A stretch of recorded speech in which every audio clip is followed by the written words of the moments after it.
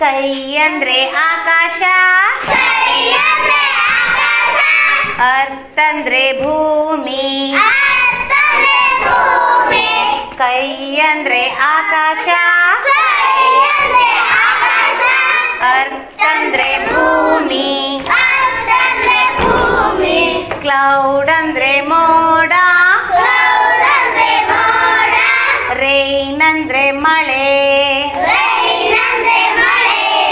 cloud ಅಂದ್ರೆ ಮೋಡ,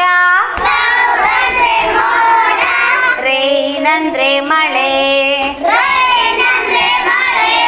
ಸನ್ ಅಂದ್ರೆ ಸೂರ್ಯ,